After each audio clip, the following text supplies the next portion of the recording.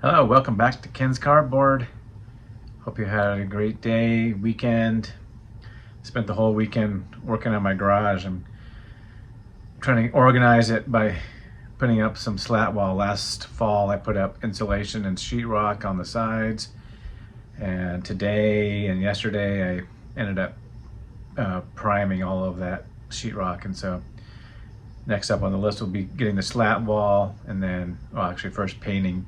So today I just put the primer down, but this weekend, but we'll be doing all the painting in there and then putting the slat wall up to better organize the garage. So been doing that all weekend, not really watching much sports or anything like that.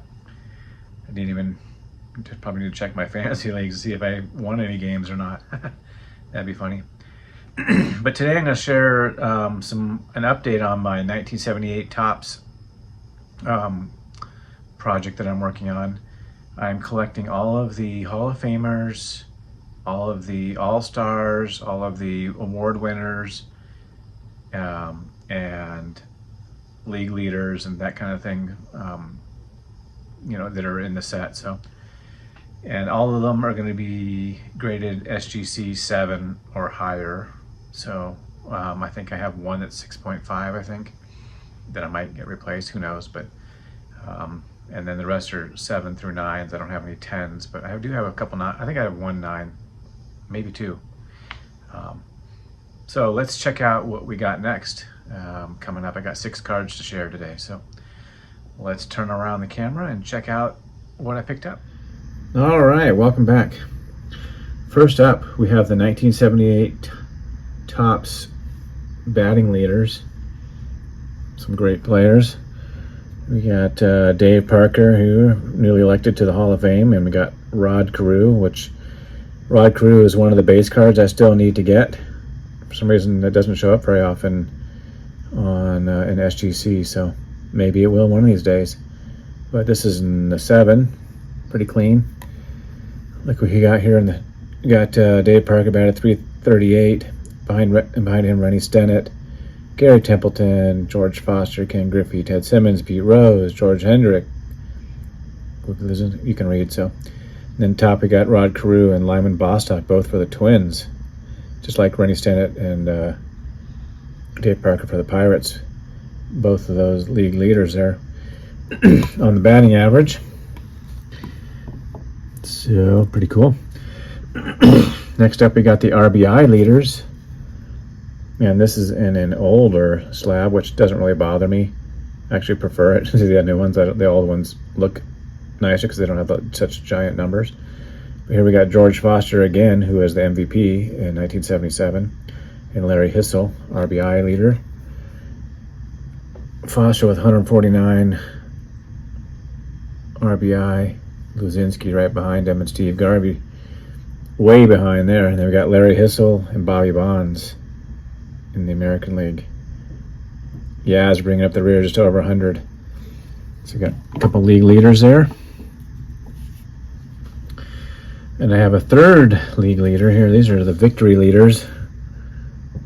And we got, in the National League, we only had one person leading there, but then in the American League, we got 3 tied. Goltz, Leonard, and Palmer. 2 Hall of Famers with Carlton and Palmer on here. This one's in an 8. That last one was a 9, so that was one of my 9s that I have. Carlton had 23 wins with Maceiver and Candelaria, Forsh, and Tommy John, and Rick Russell all getting over 20 wins. Back in the day, that was the thing. And then we had Dave Goltz, Leonard, and Palmer all tied at 20 wins in the American League, so pretty good crew of pitchers there. That 1977, that's the wrapper for 1977 there. So next up, we have a pitcher that we just shared here a minute ago, Steve Carlton. Here we got this in an 8. Most of these I picked up between $20 and $30, sometimes $35, depending on shipping and tax and all that stuff. Steve Carlton started out as a St. Louis Cardinal for the first 6 years of his career, 7 years, and then moved on to Philadelphia Phillies, where he's more well known. He had that amazing season in 1972, 27 wins. I think the Phillies at that time only had 59 wins that year, but he had 27 of them. So I'm going to read a little bit about Steve Carlton here from Joe Posnanski's Baseball 100. The greatest trade in Philadelphia Phillies history happened because two pitchers wanted more money. In Philadelphia, a good pitcher named Rick Wise felt he deserved a huge raise, and why not? He was immensely popular in Philadelphia. He had come off an excellent and highlight-filled 1971 season. He went 17-14 with a 2.88 ERA. He made the All-Star team. He was 5th in the league in shutouts. Also, he threw one of the most famous no-hitters in baseball history against the Big Red Machine, famous not only for his dominance. His walk of Dave Concepcion was the only base runner of the day, but also because Wise hit 2 home runs in the game. No pitcher had ever done that, thrown a no-hitter and 2 home runs in a game. Nobody has done it since. Wise was 25 years old. He made $25,000 in 1971, and he felt like he deserved $50,000. The Phillies were outraged by Wise's salary demands, double his salary. They offered $40,000, not a penny more, and told him to take it or leave it, and he didn't take it. At the same time in St. Louis, Steve Carlton wanted his salary raised to $65,000. He was coming off his first 20-win season and believed he should be compensated for that. Cardinals owner Gussie Busch did not agree. Busch was sick of Carlton's demands. The two had a bitter salary fight after Carlton's fantastic 1969 season, where he went 17-11 with a 2.17 ERA, struck out 210 in 236 innings, and set a major league record by striking out 19 in a 9-inning game. The two went to war over money at the end of that year, and Carlton came away with a $50,000 deal. Gussie Busch developed a grudge that would never go away. Busch would barely believe that Carlton wanted even more money. Could barely believe. Wasn't $50,000 enough for any ball player? He unwillingly went to $60,000, and when Carlton turned that down, the owner had had enough. He had heard about the Wise fight in Philadelphia and heard Wise wanted a more palatable $50,000, and he ordered his general manager, Bing Devine, to offer a straight-up deal. Steve Carlton for Rick Wise. Devine reportedly kept delaying the call in the hope that Busch would just forget about it. Busch would not forget. He asked Devine about it every single day. He wanted Carlton gone, and he wanted Carlton to be sent to Philadelphia baseball's wasteland, a team and town so dysfunctional that Carlton's teammate Curt Flood went all the way to the Supreme Court to avoid being traded there. Finally, Devine ran out of time. He made the offer, and the Phillies jumped all over it. The point is, the Cardinals are the ones who initiated the best trade in the Phillies' history, probably the worst in St. Louis history. But that's not how it looked to Phillies fans at the start. Wise was beloved, and he loved Philadelphia. People were furious after Wise's wife, Susan, angrily quoted GM John Quinn saying, "We're never trading Rick Wise. This is the fellow we're going to build around." The consensus among newspapers was that Wise would thrive in St. Louis, where he would finally get a chance to play with a good team. The Daily News wrote in a matter-of-fact way that he was a sure 20-game winner in a good-hitting team like St. Louis. And Carlton, nobody quite knew what to make of him. He seemed unsteady, inconsistent, odd. How would he perform in Philadelphia, where losing had become a state of being? He would be hard-pressed to win 20 in his pretty new powder blue uniform, the Philadelphia Inquirer decided. So there you go. There's a little tidbit from Joe about Steve Carlton. Next up, we have a Yankee, another pitcher. This time we got Rich Gossage.